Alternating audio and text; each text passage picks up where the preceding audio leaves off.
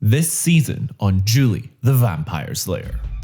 On Wisteria Lane, every house has its secrets, but Julie Mayer's was darker than most. She was a slayer, chosen to fight the evil hiding behind manicured lawns and nosy neighbours. Her first real test came in the form of Martha Huber, a woman whose blackmail and manipulation were more than petty suburban drama. Julie knew there was something ancient behind that smug smile, but when Martha turned up dead, the true threat revealed itself. Paul Young. An off-screen vampire attack at her birthday party left casualties no one would speak of, literally. Ghosts lingered, dogs returned, and Julie knew she was not yet strong enough to take on this supremely suspicious foe. After facing weekly monsters from Maisie Gibbons to Bob Fisk, Julie trained in secret, vanishing to her father's house to prepare for the fight to come. Not just with Paul Young, something else was rising. Rumors had stirred of a demonic nurse gathering power in the shadows. It was only just the beginning. Yes, on Wisteria Lane, the true monsters aren't always who you expect, but Julie the Vampire Slayer is ready to stake her claim.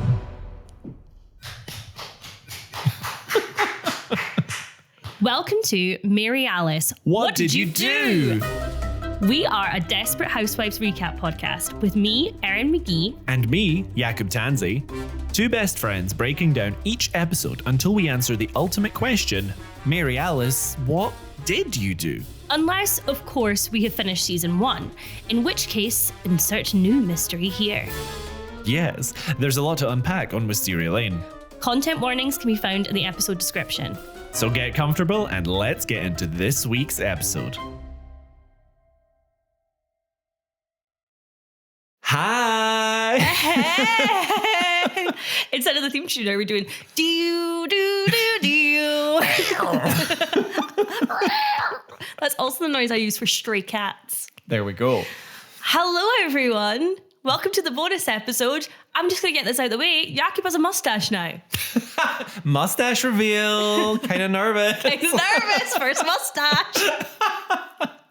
I tried to rock a goatee, but Erin simply wouldn't allow it. She refused to record for weeks. That's why we're late with this episode. Yeah. The way that I hate goatees so... I would say it's a violent hate. It was. I have the bruises to prove it. Yeah, I think I said that I would retch at the sight of you if you had a goatee. That you did. It's not that you're not a handsome man. For example, I'm really digging the mustache. The stash is giving a young Tom Selleck. It's that goatees are offensive. A crime against humanity. Rude. I think they should be outlawed. I just think the death penalty. You're in agreement with Rex and Brie on that one. Yeah. You cut in on their first date. Excuse me, I was just listening and I had to tell you, I totally agree, but specifically for goatees. Yeah, in terms of my politics, I'm a one-party issue kind of gal. Whoever bans goatees first, you get my vote. Take notes. Speaking of notes, so Jakub and I haven't hung out in... Has it been 2 weeks? It must have only been like 2 weeks. It feels like longer. I was going to say that the reunion we had this morning was more intense than when you came back after 5 years from Japan. Well, the amount of time we have spent together since February, I think is more times we've hung out since we finished high school. Yes. I think that has very much affected our relationship in a very positive way.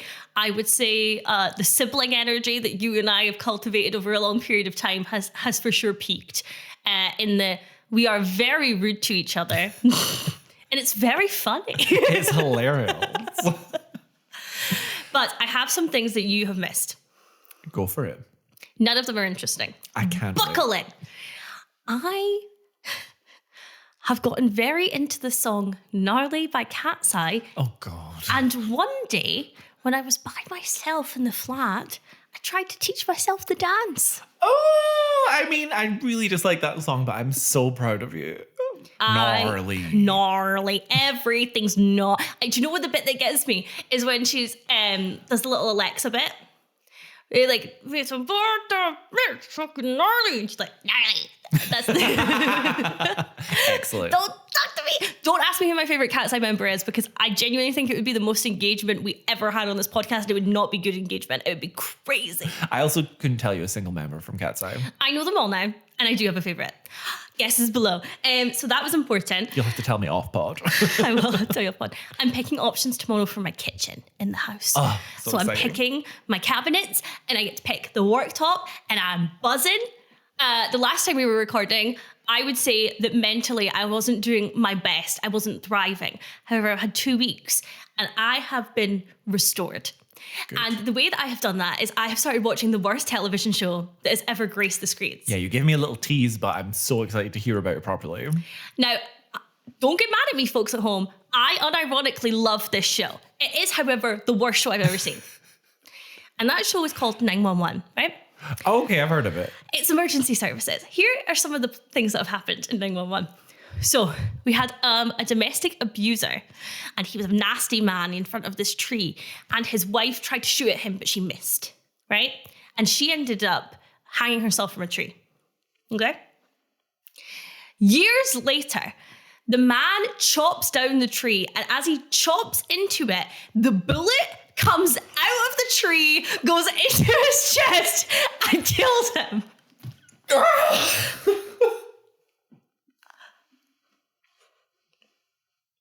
I'm sold. Sign me up. How many seasons are there? I don't know. I have a feeling that it's like upwards of 12. Oh, thank God. Thank God for that content. The first season's 10 episodes, and I whizzed through it. It's genuinely, every night Rory has been like, are you just going to sit quietly and watch 911? Yes, I'm very in love with a man called Bobby Nash. He's like he's the older dad type, obviously. There's a woman called Athena, who is played by the unforgettable Angela Bassett. And her entire character, she stalks her daughter's bully and then goes to the bully's house to plant marijuana on her. And she's like, you're a hoe. I feel like, minus the comment at the end, that's something Brie would do. Yeah. Well, you've sold it to me, so catch us next season for a recap of 911 season 1. Jakub. Don't tempt you with a good time. Don't tempt me with a good time. I think we need a second podcast, and it's just us watching pilots of crazy television. That would be fun. That would be really fun, actually. So we do From, we do All of Us Are Dead, we do 911.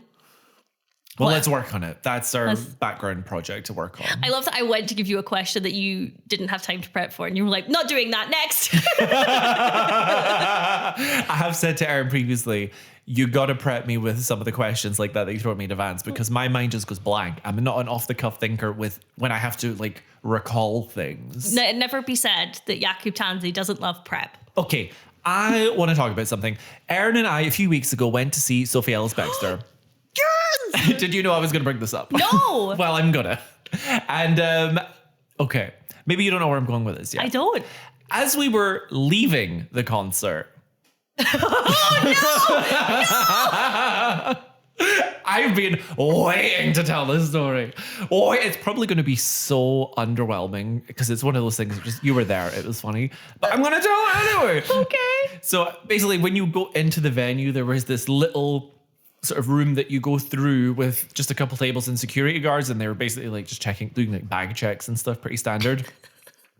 Erin, for some reason, thought that this room was a raffle room, somewhere where we would take part in a raffle. But regardless, she was telling me this as we were walking out. She was like, oh my God, we were coming in here on the way in, and I thought we were going to take part in a raffle. And she was telling me this, what she thought was pretty quietly, but the security guard heard. It was like, it was hen, you just didn't win.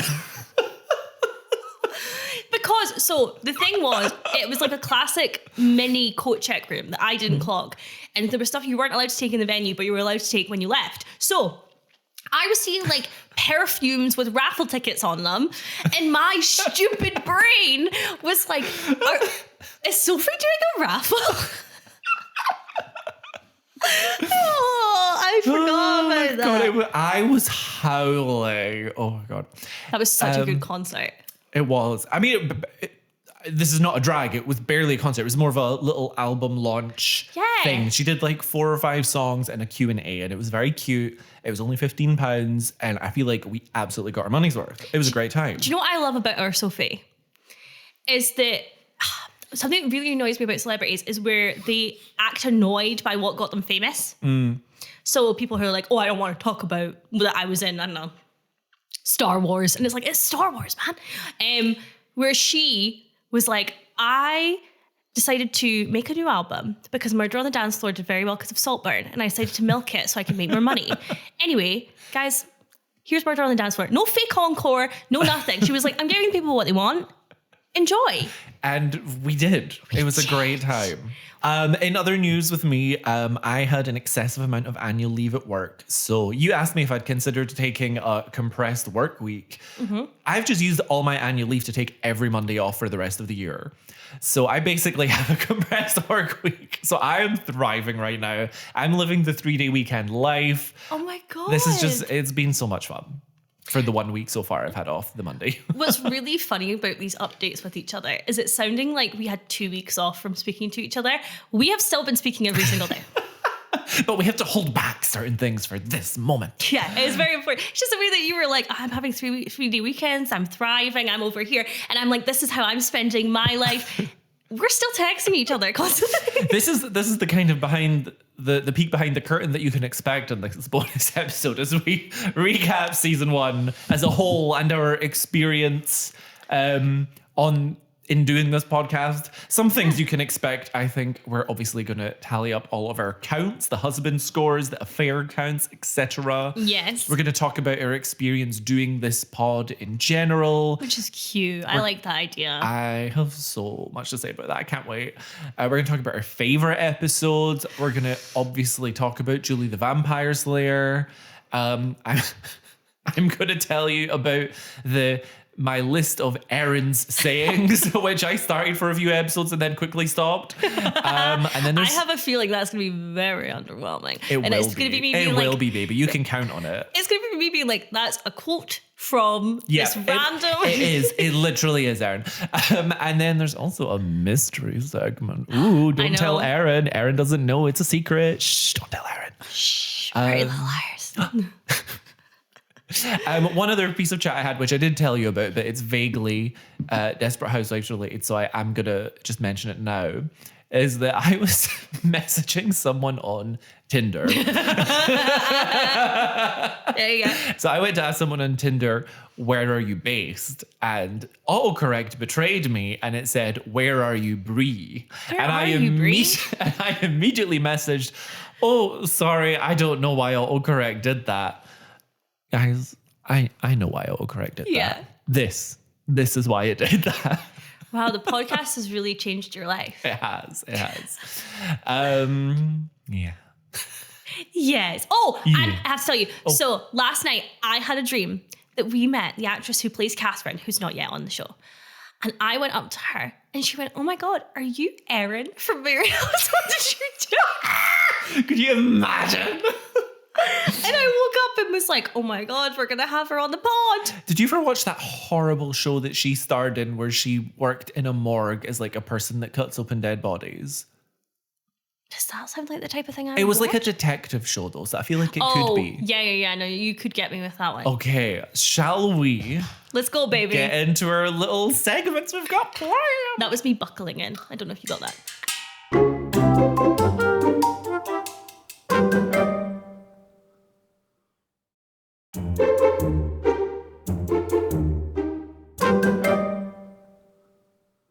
Erin and I, we're going to give each other, I want to say like 20 to 30 seconds to try and summarize the whole plot of season 1 as quickly as possible. Okay, but you can't read it from your notes. No, I've not written any notes. Okay.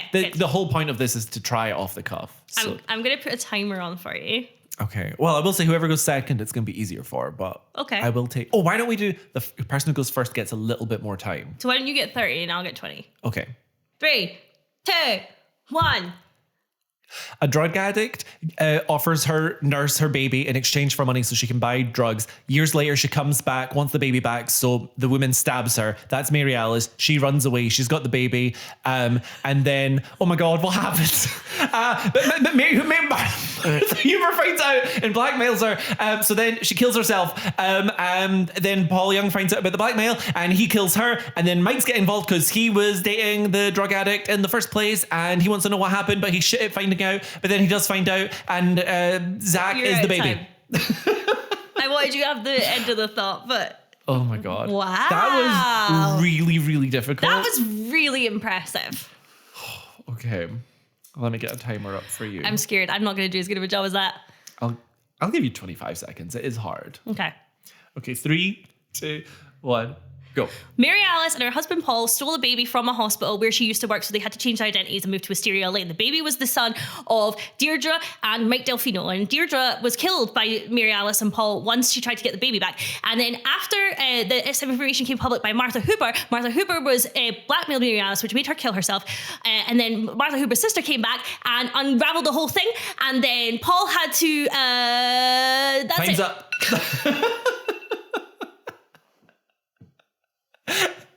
I started so strong. I feel because we just watched the finale, we're so familiar with like the core initial lore. Yeah. And then it's like, wait, what actually happened over the season? What did Mary Alice do? Oh no, we have to start again. Let's talk about... let's start talking about some of our favorite episodes this season. Okay. I kind of just wrote my favorite episode. Mm-hmm. So for me, that is episode 8. Shut up! That was the one that I picked! Episode Guilty! Guilty, yes. It's so good. All of the plot lines come to a head. Yes. Mike and Susan finally have sex and break that tension that was building. Lynette has her breakdown and comes clean about the ADHD meds, and the women are beyond supportive. So you've got the incredibly like wholesome emotional aspect to it. Bree finds out that Andrew put Juanita in a coma. Paul kills Martha, and we see her in full villain mode finally. Julie isn't really on screen, but you know she'd be up to some slaying behind the scenes. Like, it's just... I think that was our longest episode of the pod as well. I think so. It was like an hour and a half. We had so much to say. I definitely got the chills the most watching that episode. I think as well because although I vaguely remembered the main mystery of like Mary Alice's backstory. Yeah. I think how Martha was connected and how that all came together and forgetting about how the blender comes back in and stuff. That was such a, it felt like I was watching it for the first time kind of moment, rewatching it. Yeah. And so that was my favorite episode for sure. I had a weird feeling that we would have the same episode for this because it's so, you're right, it's perfect. All of the storylines, Bree everyone gets confronted with something. Bree has to be confronted with the idea that her family life isn't perfect because we've got Andrew hitting Juanita with a car. We have Gabby being confronted with the idea that her affair is going to be leaked. We have Lynette being confronted with like her motherhood's being in jeopardy because of this addiction. And then we've got Paul murdering Martha and putting her in a rug. And it's just, the entire episode is insane. It's such a turning point in the show. Yes. And everything clicks together so beautifully. Oh, I totally forgot that Mike and Susan have sex for the first time, though. I love that that was one of your main plot points. Well, I kind of was writing down how all the women's storylines come to a head. Yes. And that was what it was for Susan. Yes. I think there's some notable mentions for sure. I think episode 3 with the iconic Rex cries after he ejaculates line, which is just one you never forget. Yes, I really like the charity fashion show episode. I was going to mention that one too. That was incredible. That felt like a really unique episode. I think it had like the most crossover of all the women that we've seen for a long time. I really like There Won't Be Trumpets, episode 17. The episode was Dagny Care. Of course, that one is iconic as well. Yes. I really like the one where Bree gives Gabby a loan and we have that kind of friendship revelation. That always sticks with me. I don't remember specifically what episode it is, but that one. I think another really, really strong episode, which I nearly picked, was episode 20, Fear No More. So that's the one with the farewell barbecue for Carlos going to jail. And we get the reveal about Gabby being pregnant, and we get Susan's kitchen being on fire, which I totally forgot about until I watched it. God, that explosion. And then Mike finds out that Paul has a toy chest and does nothing about it for ages.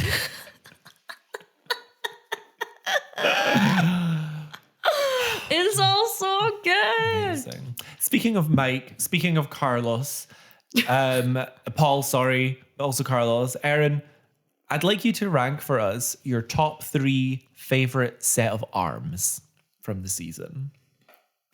Oh, that's difficult. I think Carlos number 1, Paul number 2, Mike number 3. Fair. Wait, Carlos number 1? Have you seen those prison arms? No, I'm remembering very specifically when he's in the bath, like this? Yes, and also, isn't there one where, is it when he's in the hot tub? I feel like Carlos has like disproportionately skinny arms to the rest of his body, and I don't like that. I feel like a lot, okay, in general, and I'm not just saying this, I think muscle, like as in really defined muscle, is overrated. That's fair, but for me, it's not that he doesn't have muscly arms, it's that the arms don't match the body one way or the other. They do for me. They match your soul and your heart. They match me. And that's what matters. Okay, I'm going to give you one now off the cuff. Hope you like it. Not prepared. Okay. Out of all of the kind of monsters of the week that we have had, which would you rather go on holiday with? Oh, that's a good question. You can't go on holiday with a bath. I know. I also can't go on holiday with the concept of the male.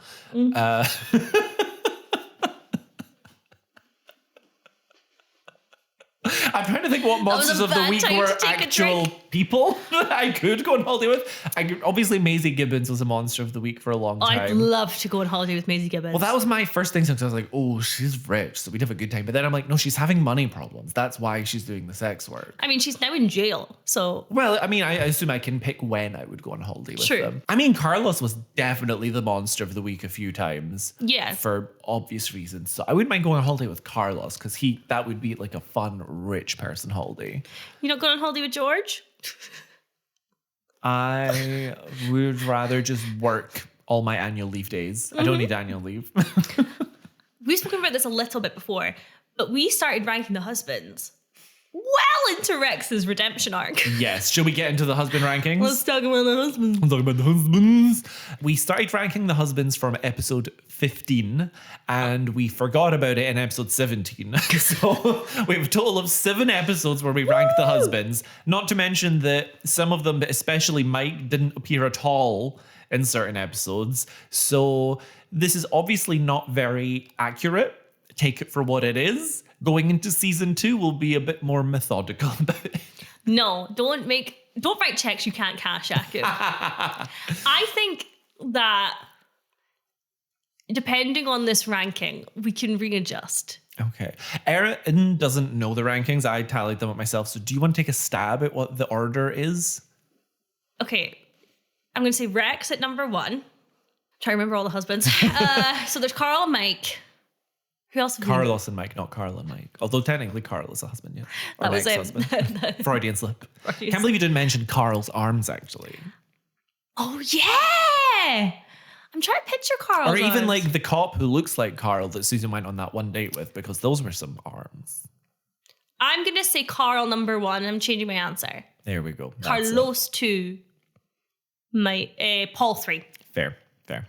Okay, so we've got Rex.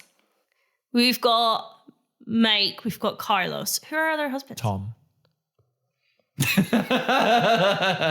You're like, oh, he doesn't get a place on the scoreboard. I'm going to say it goes Rex, Mike, just because Mike's beige. This is hard because Carlos has a really bad run of episodes towards the end, whereas I think I'm going to say Carlos, Tom. Okay. So in fourth place, of the husbands of season 1. with 29 points, we have Oh my God, it's like Eurovision. France! No, we have... I forgot I made you watch that. We have Carlos at last place. I think we have to remember that he has profited from slave labor. He has tricked Gabby into a pregnancy. Yes. He's was committed violent. several hate crimes, been violent towards his wife. As much as we hate Tom, Carlos is the worst husband. For now. I will say Carlos is the only person who scored a 10 at any point, which was in episode 16. I don't remember what happened then, but he got 10 points. Immediately followed by 0 the next week, which is, I assume, when he started messing with Gabby's birth control. Highs and lows. Yeah, he was the most variable for sure. So I think, if I remember correctly, episode 16 where we gave him the 10 is the one where him and Gabby are kind of banding together with the porta potty and with the hot tub. Yes, and that might be the one where Brie ends up giving her the check, actually. That was a good episode. Yeah. Oh, stunning. In third place. It better be Tom. Was, I will say, between second and third, there was a 1 point difference. It better be Tom. Jakub. So in third place with 35 points, we have... Don't say Mike. It's Tom. I fully braced myself. 35 points of Tom. So with 36 in second place, it was Mike. Yeah, that makes sense. Mike made me laugh so much because you're right in the sense that he is very beige. Yeah. And so with the exception of the finale, he was a solid between 4 and 6 points every single week. He got 5 points 4 weeks in a row. He's just, but you know, that makes sense because they've kind of made him the everyman, the average man. That's kind of his vibe. That really makes me the least attracted to Mike of all the husbands because I just can't handle boring. And he's so boring. The man who held a man at gunpoint in the middle of the desert in the finale. Boring. Yeah, but he keeps that shit a secret. Maybe if he told me about that side of his life. He tried to tell Susan so many times. There was a letter. Like he was like, I'm going to tell you. I'm not a reader. I'm a visual learner. I think the dinner party episode is my favorite Mike episode where he is making fun of Susan for being in the bush. Yeah. Oh my God. See, Mike, if we'd ranked Mike that week, 9. Easy. That would have been a 9. Mm-hmm. Now, so we've had 29, 35, 36. How far ahead do you think Rex is? Bearing in mind that we started ranking after all of his affair bullshit. I'm going to say I'm going to say Rex is 42. 54. Shut up! He was almost all 8s and 9s. I love that we hated Rex the second he was like, I'm an ally. I love my gay son. We were like, nings across the board. I was cackling. Oh my God. Oh, I will say Rex is my favorite of the husbands. Even when you take everything into account, I would still rank Rex on top. Not by that much maybe, but I put him on top. He is my second favorite this season. Is Mike your number 1 this season? I think Paul is the best husband this season. Well, sure. I mean, he did murder someone, but yeah. Okay. I mean, so did Mike. Yeah, but not during the season. And Rex, had an affair. And, Carlos messed with birth control pills. Well, speaking of affairs. Oh, I've got them. Yeah, I know you do. I'm excited to hear about them. So, some are obviously pre-established. Mm-hmm.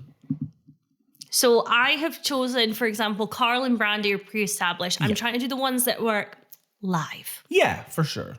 How many affairs do you think there are in season 1? I will say it's significantly less than I thought. I think it's only going to be like 3. Is it 3?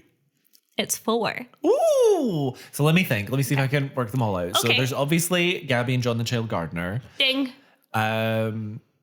Rex and Maisie Gibbons. Ding. Are we counting? Oh, Tom's dad. Ding. And that woman he works with. Yes. I literally have written Tom's dad and that lady. What was the 4th one though? Oh, Oh my God, is it John the Child Gardener and Danielle? No. Because they were dating, right? So the fact that John was sleeping with Gabby... See, I saw that more as a triangle of like, the affair part is, because I see it as John and Gabby were both having affairs. Sure. Because John was cheating on Danielle. Sure. I have marked Brie and George's emotional affair. Oh, I love that. Yes, very fair. Very affair. All's affair in love and war. I can't stop looking at this mustache. If you had this in 6 year, everything would be very different. But not that different. Clip it. That's a real. I told you that our friend Dion had listened to the podcast. By the way, you guys have been so vague about that there are definitely people listening be like, what the hell happened between those two? And that's how we like it, folks. One day we'll do a Q&A, but we're going to have you on the edge of your seat for the most boring story of your life. Oh, we have to talk about the deaths. The death count. I knew there was another count of something, yes. So, once again. Not as high as you thought. It depends who we count. So I've done 2 counts for this. I've got actually technically 3. I've got pre-established deaths that we hear about in season 1. Deaths that are in the present timeline that we see. And general murders that are pre-established and... And are we also having a count for all of the victims that fell prey to vampires over the course of the season? Oh my God, we need to add in Julie's little friends. Yeah, how many of them were there? I think 2. Not the most popular is our Julie the Vampire. It's a lonely life as a slayer. Yeah, okay. it's hard to keep friends. So, anyway. Pre-established deaths that we hear about, how many do you think there are? 2?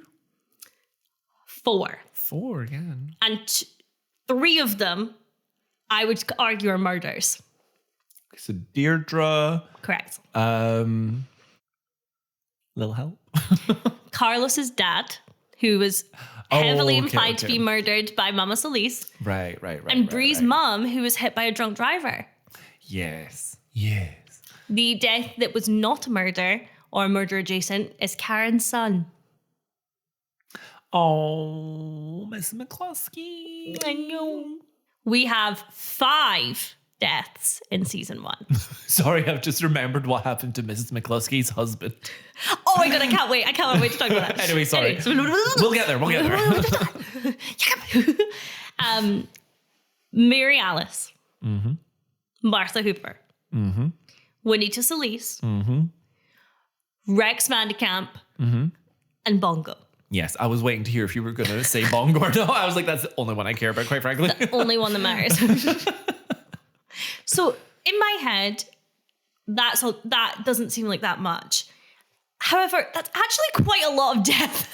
In 1 year on the same street. I also think that I think with the husband rankings, we'd reset every season. Whereas I think with affair count and death count, that's going to be rolling. Yeah, that's a good idea. Yeah, guys, you're listening to us working this out in real time.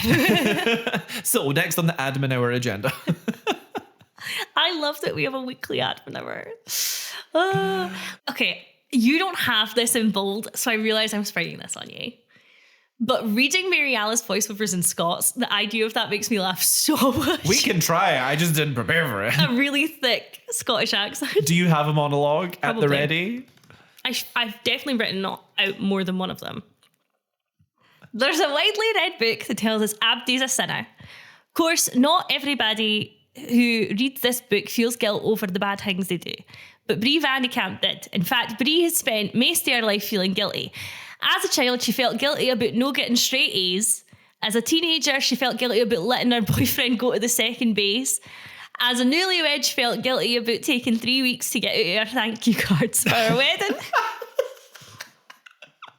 But she knew the transgressions of her past were nothing compared to the sin she was about to commit. That wasn't even good Scots. The hard emphasis on Brie got me every time it came up. Every time. I'm not going to try one because I simply could not do that. It's really hard to live translate because it's basically what you're doing. Yeah, even though it's not translating. Like, I mean, I wouldn't say that I can speak Scots. That's not what I'm saying, but I'm saying that that Scots has kind of infiltrated the Scottish dialect in general in a way that a lot of us can pick up on. So it's just really interesting to kind of try and do that translation live. And also, so a lot of the time, the Scottish way of saying something is just to remove a bunch of letters. And I love that. Yeah, I also like just to not grow up in a household where hard Scots was used. So it's actually really hard for me to do that. Yeah.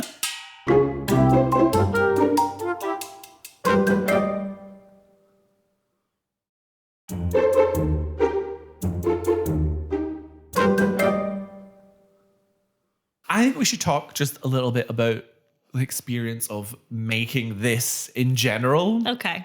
Because I just think that's been fascinating, the journey of discovery that we've been on. Yeah.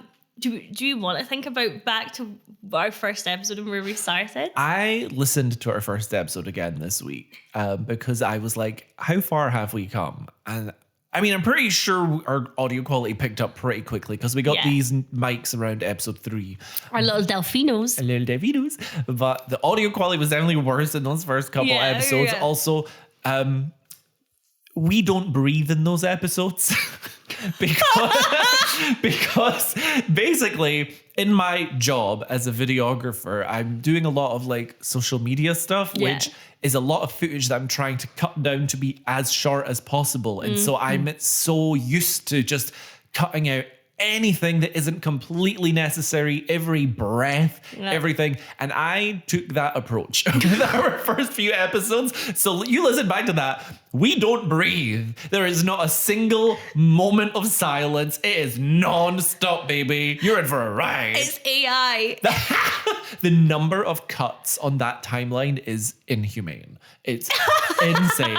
And I will say that I was stressed when we started this podcast because like, oh my God, the editing takes so long. Yeah.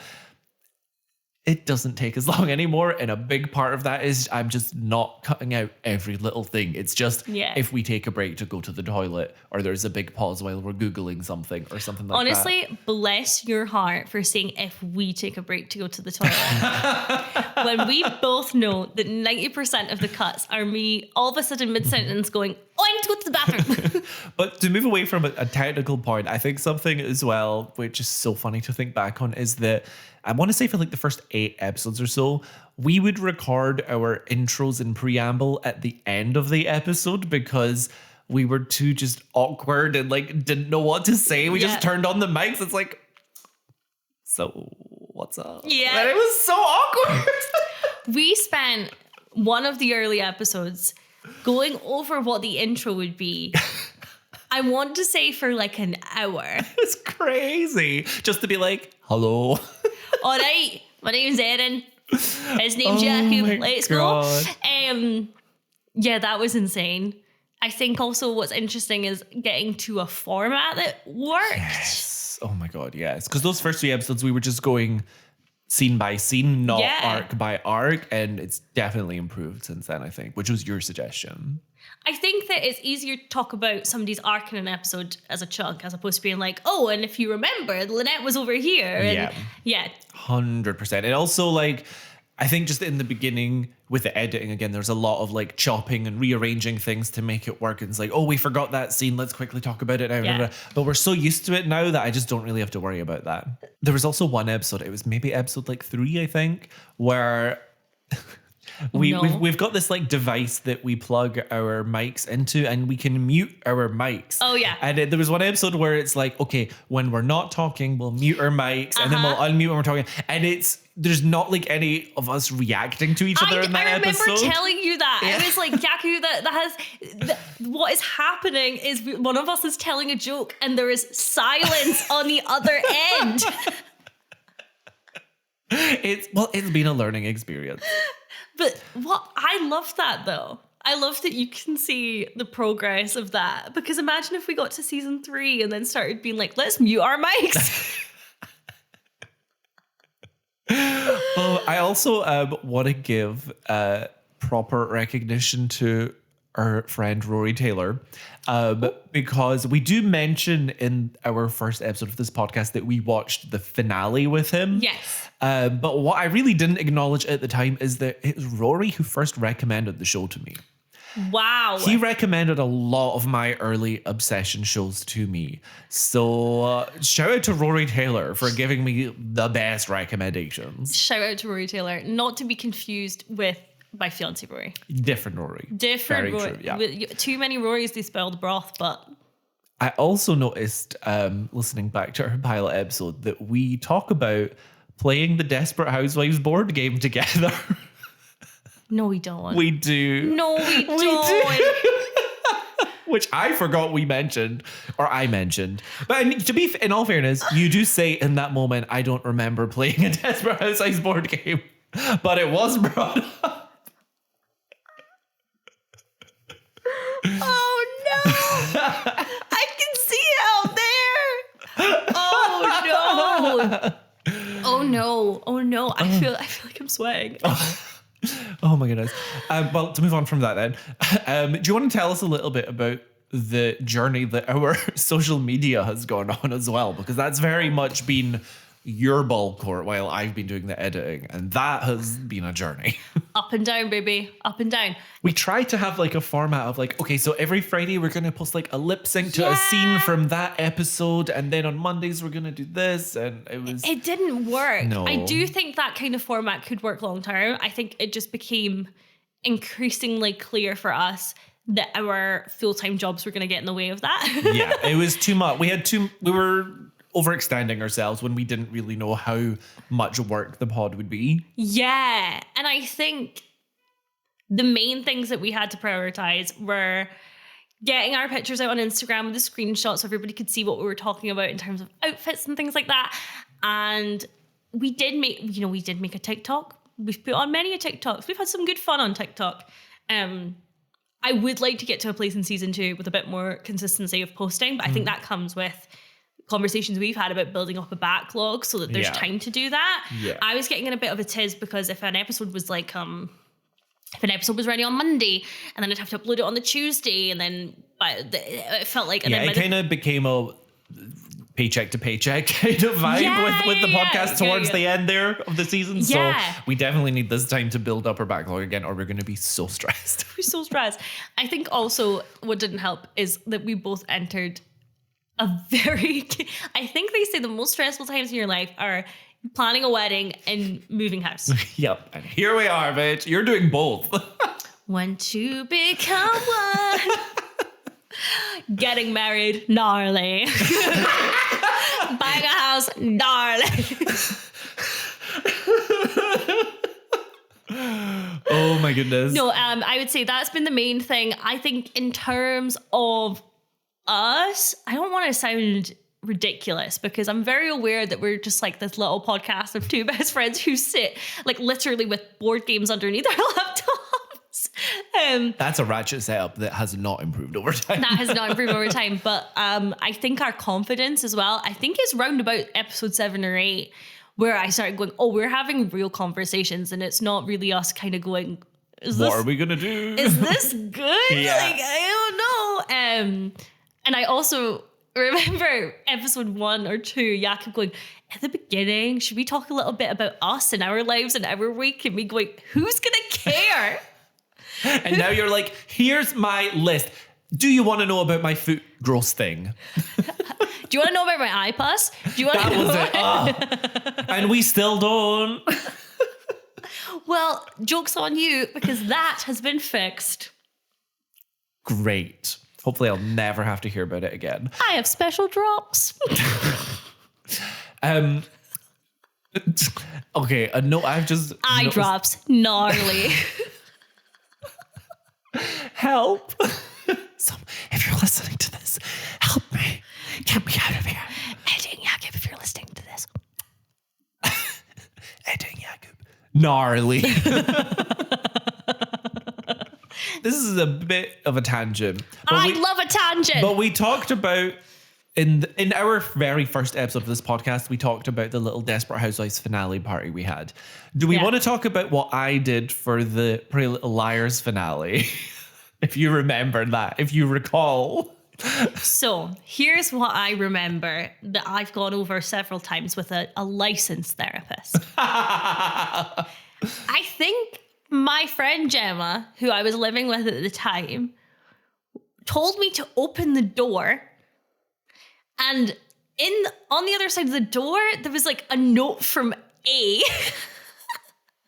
I also remember you coming to my door in the signature black hoodie with the alley mask on, with like the eyes poked out. I don't remember exactly what was written on all the notes, but I'm pretty sure at the door there was like a shoebox coffin with a baby doll in it. Yes. It was, again, Jakub and I know each other very well. I realized that to other people this would be incredibly disturbing. Hilarious work. And it was a note that led you to go outside. Yes. Outside, which gave me time to sneak in. Or Gemma to let me in. In this time, we started playing baby crying noises. Gemma got tied up and I hid in the other room. I forgot about Gemma being tied up. There was some kind of plot in the notes that I wrote. Yeah. That you were going to, I do not remember what it was. Probably less contrived than Pretty Little Liars plots. But I tried to jump scare you, but I think obviously you knew something was coming. So I just kind of walked out in this stupid mask. It was so good. It was so good. That is the second time that you have given me a home invasion experience. When will be the third? Ooh. Yeah, people are like, Erin, why are you so weird about having your door locked at night and whatnot? And I'm like, Tansy. Dunno. I would love to talk about the impact of Desperate Housewives on storylines in general on these types of shows, because I think without Gabby and John, we would not have Aria and Ezra. Definitely. There are so many shows out there, Pretty Little Liars included, Lost, Heroes, where season 1 is great television. The arcs are really clear. And then we meet a bit of a decline. And I do think that is going to happen from what I remember with Desperate Housewives. And I think some of that is because when a show becomes really successful, a lot of the time the writers change, or there's pressure from networks to have more episodes this season, less episodes this season. They're feeding in more. And also a lot of these shows that became really successful, they weren't told when the end was going to be. Yeah, I think that I really think that's the number one reason is that season 1, they'll have known where it was going. Forward beyond that, they don't know what's going to happen. Yeah. And now they have all this pre-established lore that they have to work with. And it's like, how do you keep it interesting without changing too much? And I just think it's incredibly difficult to maintain a show like that's quality for so long that relies on big twists, because the twists are going to get more and more random inevitably. Well, you have two choices. They either have to start getting really, really random, or you have to raise the stakes. But when you have a show, I think a good example of this, believe it or not, is the Fast and Furious franchise. Oh, I love the Fast and Furious franchise. The way, because they're like, this is a little race with cars, and then eventually it's like, this is a spaceship. Because you have to, the only way to raise the stakes in that scenario is to get bigger and bigger and bigger. And a lot of the time with shows that are rooted in either semi-realism or realism, that becomes jumping the shark. And you lose them. Unless the show is kind of camp, like I'm thinking about Fast and Furious, which is so campy anyway, that they take them with you. But I love talking about the kind of general trends and generality of television, especially when I know you're watching Lost, because it's one of those where I'm like, it's all downhill from here, baby. I'm plodding along. There's weeks I don't watch any episodes and weeks where I'll watch several. But I'm almost finished season 2. Ooh. It's not my favorite show, but I am enjoying it enough. Well, we talk a lot. So from episodes that I've listened back to, one of my favorite things to listen to is our takes on relationships. I don't know why. I know it's not a dating podcast. Relationships in the show or in general? In show and in general. And I think what I find really interesting about that is I think writing long-term relationships is one of the trickiest things you can do. Because... and I think we will see it in Desperate Housewives. I've got a couple in my head in particular who I'm thinking about. It's really hard to keep people invested in a relationship without ruining it in some way. 9 times out of 10, long-term relationships on television, particularly in dramas and sitcoms especially, the main couple, somebody has to cheat.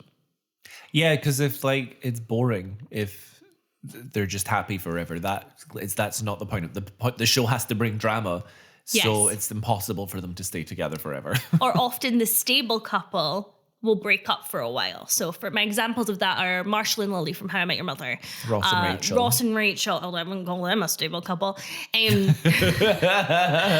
But we see this over and over again. So what I'm wondering is, how do you keep that alive? And I'm trying to think of examples of couples that have been written well in that way without breaking up. And I'm thinking mainly about, I think it's only recently people have started to work that out. It's like Jake and Amy from Brooklyn Nine-Nine, Gregory and Janine from Abbott Elementary. But do you, as a viewer, do you get bored by couples being consistent? I feel like it depends. If like their relationship is a big focus of the show, then I probably would get bored of it. Yeah. But I also feel like you can have drama in a relationship without them having to break up. Yes, I agree. I'd be interested in seeing like real, because no relationship is without problems, right? No. If sooner or later you're gonna have fights, and those kind of dynamics. You and I don't. We're gonna speak about this off pod, Erin.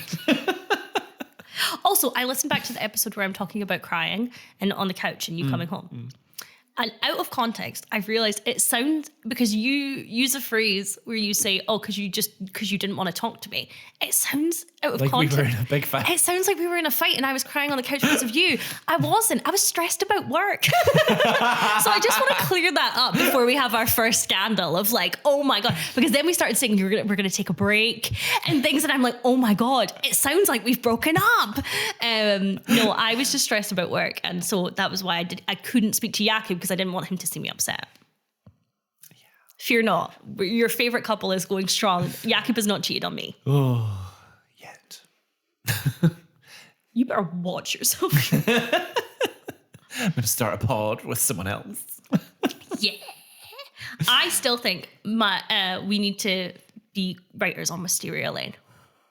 I mean, the work that we've put into Julie the Vampire Slayer proves it. That's our CV. It's just our treatment for Julie the Vampire Slayer. Yeah. I've written a pilot for television before. Have I told you that? Yeah. Yeah. Was that with the mooning thing? I can cut that if you don't want the details. But I wrote. I was on a BBC writers course. Long story long. So whilst that pilot obviously did not get made into a television show, I would like to point out I've technically done it. So Kerry Washington, hit me and Jakub up. We're here. We'll have long conversations about how to keep the long-term couples interesting. Is there anything that you want to add to the Julie the Vampire Slayer chat of this bonus episode? I think the important thing for Julie the Vampire Slayer is I feel that she has not yet met her watcher. I feel that she has been awakened, perhaps prematurely. I wonder if... I'm trying to work out at what point the previous Slayer died. Ooh, that's a good lore point. Yeah. Because also, am I right in the lore, and I'm trying to also not get mixed up with the comics as well, that Slayer show some abilities prior to being awakened? I think that's not a given, because when you look at all the potentials in season 7, some of them are useless. Jakub hating women once again. And one of it. What if Deirdre was the previous Slayer and Mary Alice was her big bad, and then when Mary Alice killed her, Julie was awakened, and that's why she was drawn to the lane, because it's the source of that evil? Or what if Deirdre... Okay, here, stay with me. I'm cooking. What if Deirdre was a watcher, lost her Slayer, and then that caused her to go into active addiction? Ooh. As a coping mechanism. Yeah, okay. Because I don't think Julie was right, maybe Julie was just being born. The timeline does add up. It's not that Julie's like the next layer is born when the previous layer I know. dies. So, but I'm trying to think. But did that mean Julie was awoken at like birth? Well, that's why she has this power in season 1, despite not having a watcher. And that's why she can see dog ghosts. I will say, our theory on that does get immediately contradicted in season 2, episode 1, so we're going to have to work on that, but we're sticking with it for now. I don't like that you're ahead of me. Me saying that as if I haven't watched the whole show.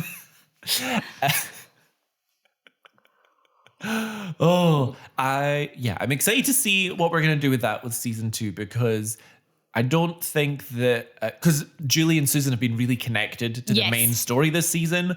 They're not as connected to the Applewhites and the main sort of mystery of season 2. So it'll be curious who we come up with as the big bad for season 2 for Julie specifically. That will be. I just cannot freaking wait to find out what dumb ass in-jokes we're going to come up with next season. Who would have thought that one like off the cuff line from episode 2 would lead to our favorite character, Bob Fisk, who we just completely made up the lore of. Who would have thought that episode 1, Julie the Vampire Slayer, would become such a big thing? Is it episode 4 where I randomly said stay desperate? Something like that, yeah. I really like, we got a really nice review, thank you so much, that was saying that it's like having in-jokes with the listeners, and I was like, I love that. Yeah, oh my goodness. Every time I see a positive review, it just like melts my heart a little bit. Especially when it's not our mums.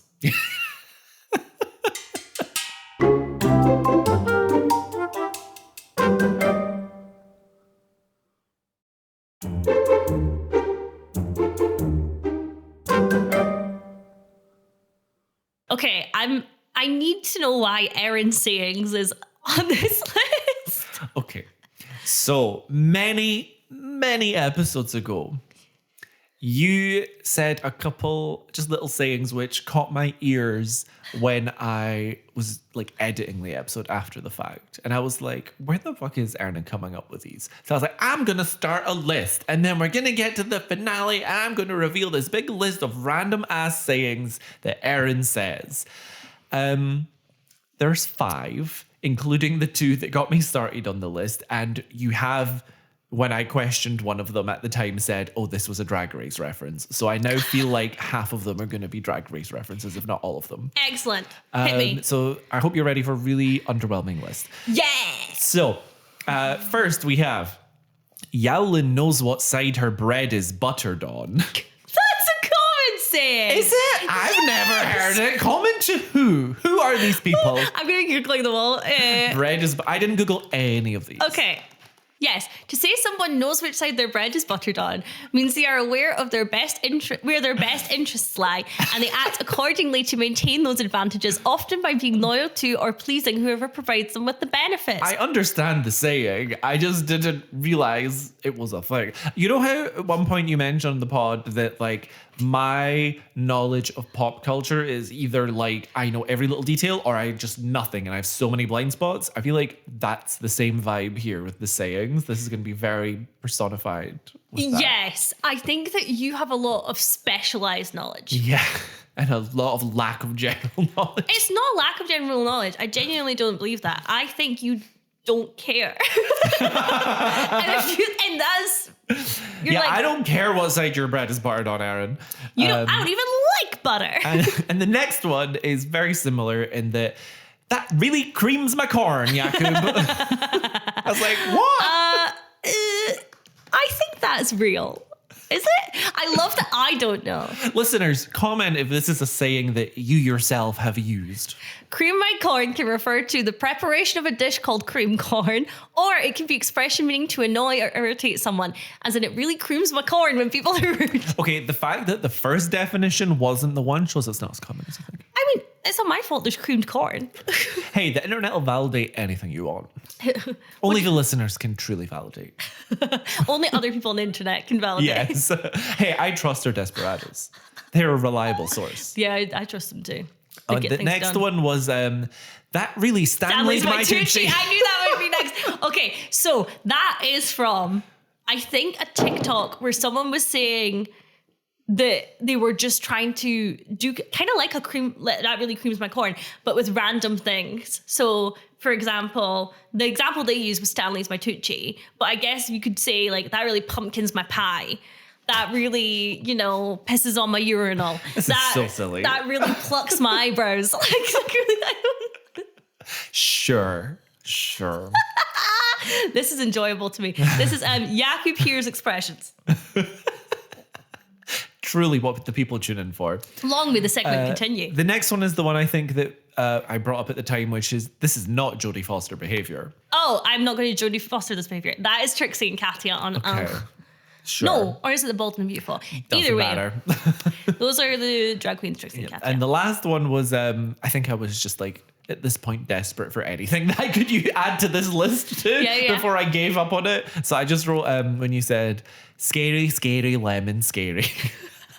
Which is pretty funny. That one I actually think is just me. I don't think that... I think my brain combined easy peasy lemon squeezy. I understand what you were doing. It was very funny. But I just, it was a bit... The straightest face ever. It was very funny. It was. Staring contest, go. Do you remember when we had a weird obsession in high school with making the face that was like... I barely remember high school. Yeah, because we've both blocked it out.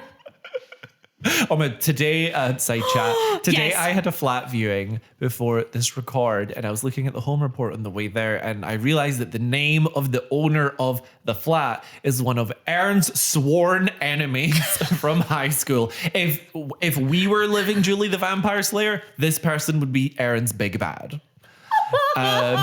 Okay, a couple of caveats, okay? One, myself included, nobody was a good person in high school. Two, this person and I, if we met now, would probably get along great. Three, I hold no ill will for this person, but when Jakub told me that it was potentially their flat, I panicked. I was like, oh, if I get this place, I'm going to have to sage it before Erin comes over. It was not the person.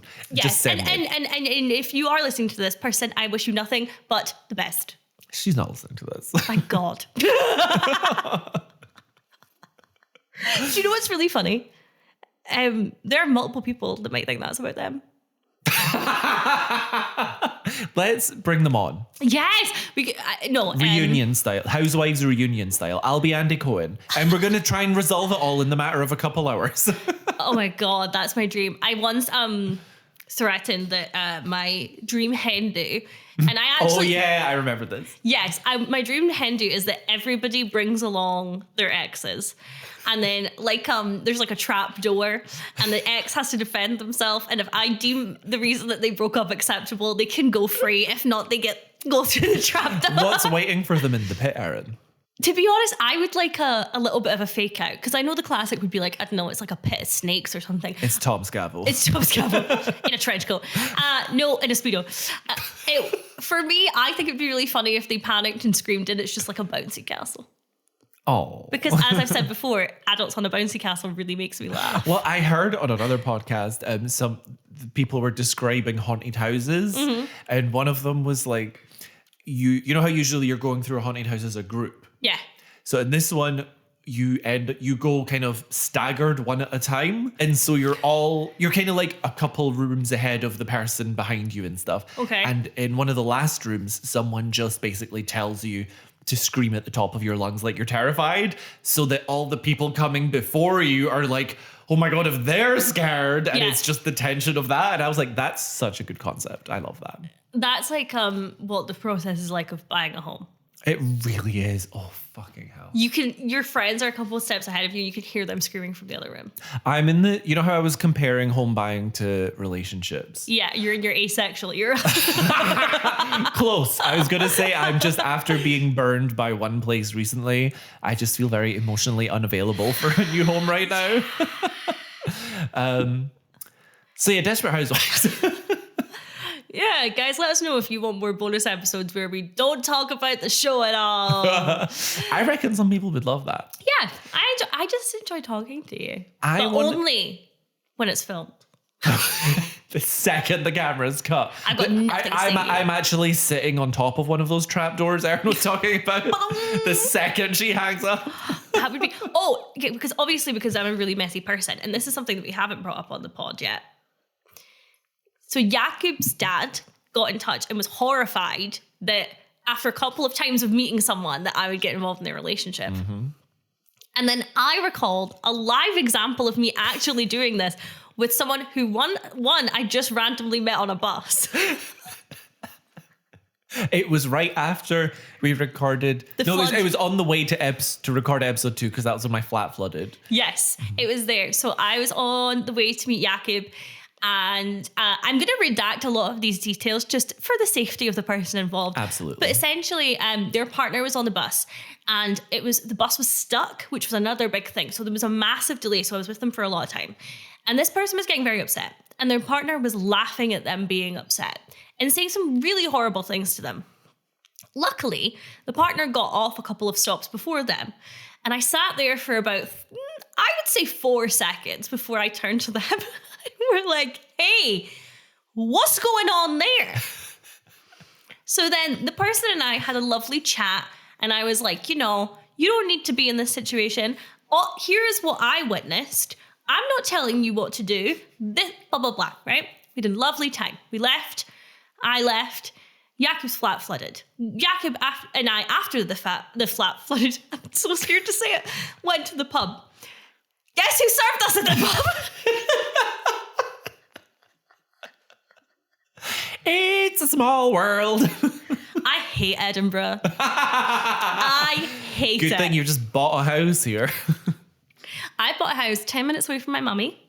And you know what? I regret nothing. There we go. Can't wait to go over to her house so that she can feed me because I've bankrupted myself. Erin, I'm going to send you a file. This is probably going to be underwhelming because I've probably built it up too much. Nothing you do is underwhelming, baby. I'm so excited. Watch me try. Oh, God.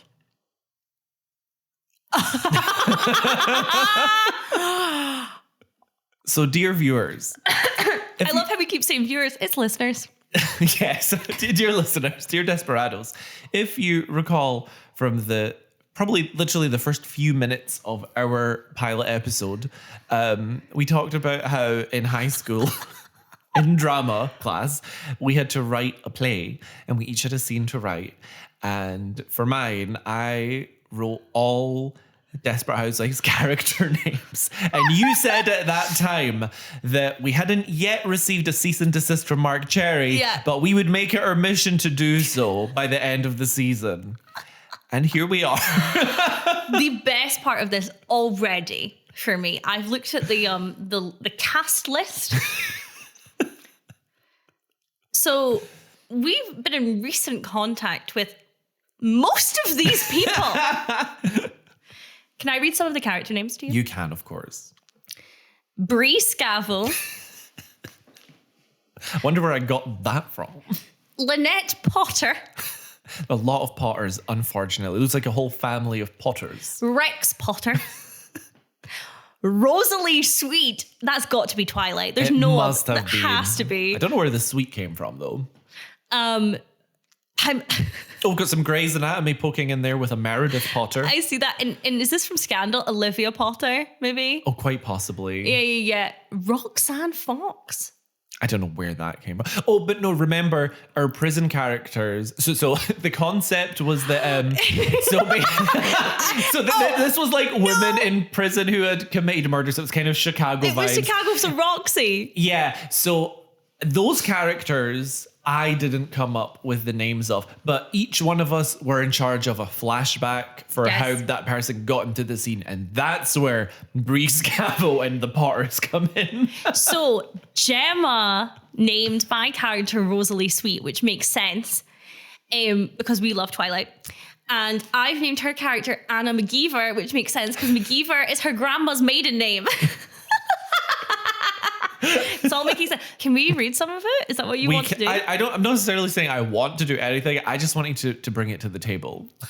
I think we should. I think I'll read some probably of it. cringe too much and may end up cutting it, but we can try. We can read the first page. I think we should do the flashback though, because it starts with the prison scene. There's none of the like Brie characters or Desperate Housewives characters in Okay, there. so let me see. So flashback. Okay, do you want to be Rosalie or Nancy?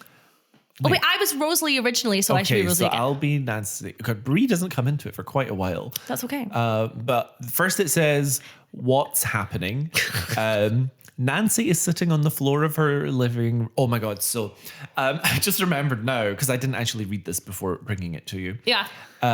I had just watched one of the season finales of Private Practice, which is the spin-off show of Grey's Anatomy. Yes, Violet. There's an episode where someone's pregnant and then their crazy patient drugs them and cuts their baby out of them and kidnaps it. It's the wildest thing I've ever seen. And I was definitely inspired by that. I genuinely think that's the wildest storyline I've ever It seen. really was. Maybe I'll rewatch it. So Nancy is sitting on the floor of her living room after returning from the hospital. She is in tears and is waiting for her mum to arrive. Nancy's crying on the floor. Her mother, Rosalie, enters and runs straight over to Nancy, crouching beside her.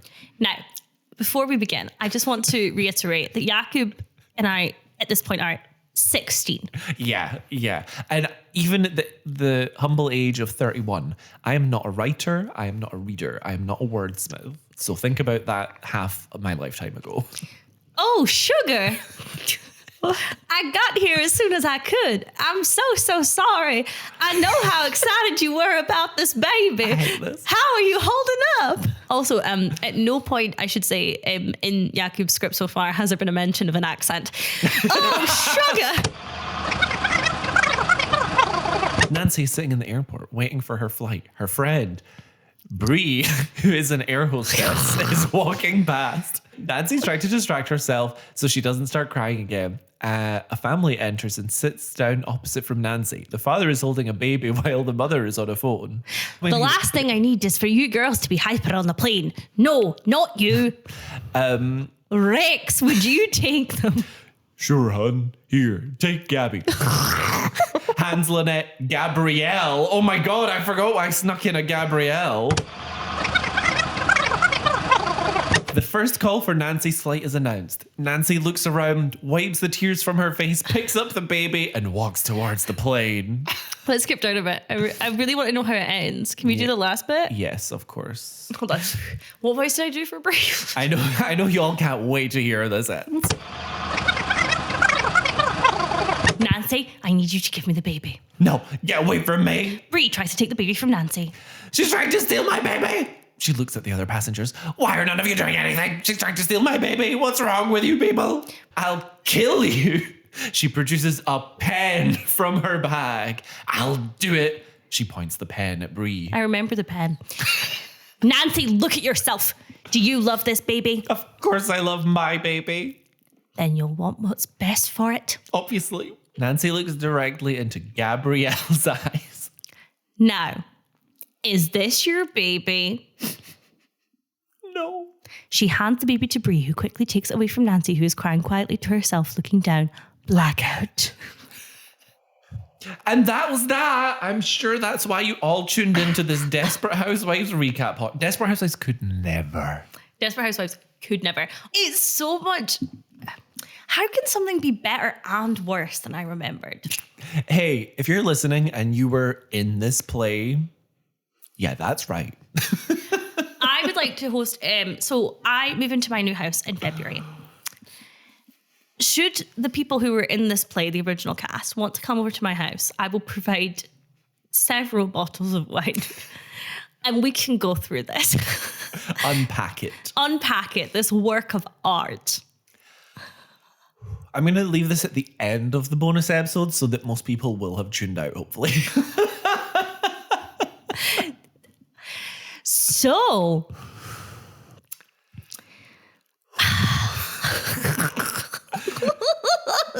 I think we have to go. I think we have to go. I think it's for the best if you go, actually. And don't worry, because it'll be a few weeks till we're back, so you'll have time to recover from that. From all of it. Thank you for this episode of pure nonsense. Yes, we hope you enjoyed it. We hope you enjoyed this whole season. We really enjoyed this whole season. Yes. I can't wait to get stuck into season 2. Bear with us while we work on that. We will be back. She's been Erin. He's been hating women. Sorry. Okay, do it again.